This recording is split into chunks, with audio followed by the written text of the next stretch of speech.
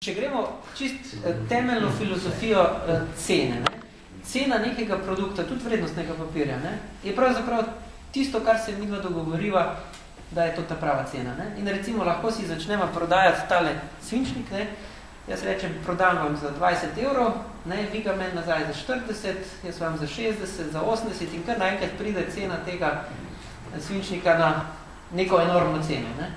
Seveda, tisti, ki je črni Peter, tisti ostane z svinčnikom vrednim 200 evrov, dejansko pa nič, ker ga ne more po tej ceni prodati.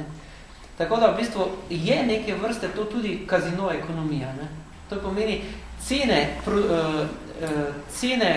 proizvodov in pa vrednostnih papirjev, surovin tudi, so ravno zaradi te špekulacij o večni rasti, o hitri rasti in o neki napihnjeni vrednosti so šle v nebo. In pravzaprav je izvirni greh tudi ta špekulativni kapital. Ljudje pač nekako se težko sprijaznijo, da če izračunajo, da bo njihova plača rasla mogoče vsako leto za 2-3%, da bodo čez 10-20 let še vedno nekje v tem razredu dohodkovnem, kot so danes, ker jim bo inflacija sproti malo pojedala. In pol se lotevamo raznih špekulacij, ki bi nam lahko prinesli veliko več. Na zadnje imamo tu soočenje z tem, da je to igra ničelnih vsot, ali pa relativno male dodane vrednosti. To pomeni, nekje se bo ta cena, ki se je ustvarila napihnjeno, mogla ustaviti. In v tistem momentu, ko zadnji ostane s tem napihnjeno ceno proizvoda v rokah, v tistem momentu se začne vlak kotaliti navzdol. Tako da pravzaprav tega denarja dejansko ni bilo. Ta denar, naprimer cena, količina denarja, je še vedno približno enaka. V glavnem raste relativno enakomerno vsako leto. Ampak ta, bom rekel, potem skreirani denar, ki je na koncu tudi samo na papirju, ta denar je pa seveda tisto, kar smo se mi dogovorili, da je nek proizvod ali pa nek vrednostni papir vreden. Zdaj, seveda, vprašanje mogoče pa še lastništva. Zdaj, seveda, zakaj je pa morala država intervenirati, tako v Ameriki, tako v Evropi, zakaj pri nas? Ravno zaradi tega, ker če je, vse veste, tisto, da ne bomo otroka zlili skupaj z umazano vodo.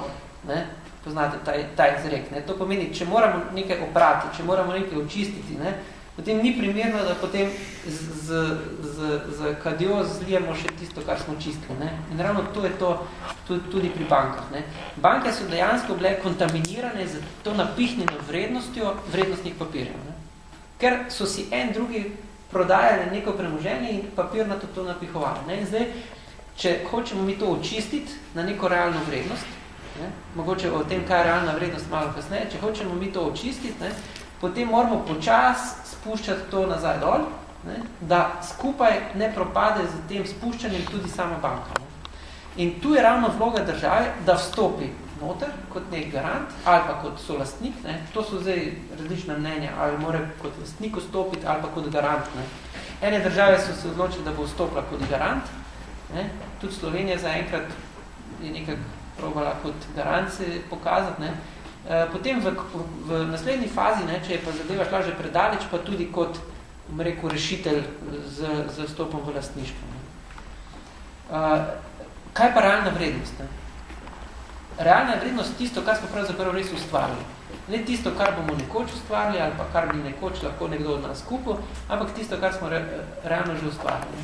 To je prvo kapital podjetja, ki ga ima, in drugo tudi zmožnost prodaje proizvodov in storitev v naslednjih letih. Diskontirano današnja vrednost. To je realna vrednost. Zdaj, kazalniki, ki kažejo na to vrednost, je tako imenovani price to book ratio, to pomeni knjigovodska vrednost glede na ceno, in ta kazalnik naj ne bi bil prevelik. In pa drugi kazalnik je dobiček na delnico. Tako, to je eno razmerje, koliko je možno dobička ustvariti na delnico v enem letu. To je ta realna cena. In to so razmerje se je zadnjih čase zgubilo. Naprimer, če smo pogledali naše tečaje delniške v Sloveniji, pred enim letom smo videli, naprimer, da so imeli neke družbe, tudi Petrol, Pivovarna Laško in to razmerje med ustvarjenim dobičkom in ceno na delnice 1:30, 1:40, 1:50, ne? Kar je bilo čisto že izven vseh normalnih mej. Bom rekel, ena taka pametna meja, normalna je med 1:15 do 1:25, odvisno tudi. Medtem ko price to book value, ne, to pomeni knjigovodska vrednost glede na ceno, je pa nekje naprimer, za res prodorne, uspešne firme je lahko tudi 1:3, 1:4, ampak normalno je pa 1:2,5, 1:3. Naprimer, imeli smo pa že tako daleč, da smo imeli, naprimer, Krka je bila 1:7 že. 1:7. Torej, nekdo je menil, da je vrednost Krke 7-krat večja od tiste knjigovodske vrednosti, ki jo dejansko imela. Ne. In zdaj vsak se vpraša, kaj je tisto, kar je 7-krat več vredno od tistega, kar je. To je lahko samo potencial rasti. Ne. In če je dejansko potencial rasti za 7-kratno vrednost, potem se s tem strinjam, ampak to bi moglo biti res nekaj, že nekdo bi mogel izumiti res nekaj takšnega, kar bi pozdravilo vse ljudi na svetu. Ne. Pol bi rekel, da je upravičeno ta potencial 1:7.